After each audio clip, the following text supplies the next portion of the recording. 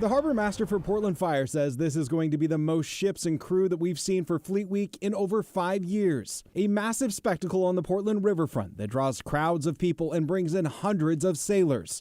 8 ships will soon line the waterfront, from the U.S. Coast Guard, Army Corps of Engineers, the Royal Canadian Navy, and the U.S. Navy. For us, getting to come down and participate in what is the longest running Fleet Week in our country is a great experience. The Navy expects close to 700 sailors to be in Portland during Fleet Week.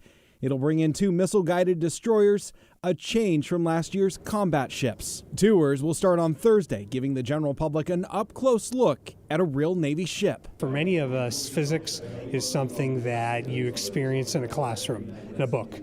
And when you visit these ships, you get to see physics, right? Because the energy, the weapon systems that are on them, they are very personification of physics in real life, and they're cool. But new this year is the REAL ID law that went into effect in May. The Navy, Coast Guard, and Army Corps of Engineers ships are federal property. This year, because of federal policy changes on IDs, real IDs or passports will be required to do the tour. This is the very same requirement that TSA requires when you go catch a flight at the Portland airport. Coast Guard is bringing in 4 ships. Only one of 2 active commissioned sailing vessels in the U.S. military is coming here.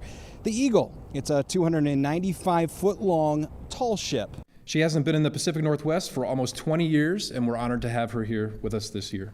And to make way for the 8 ships coming into Portland, drivers can expect major wait times during bridge lifts on Wednesday and again on Monday morning when they leave, specifically on the Burnside, Broadway, and Steel bridges.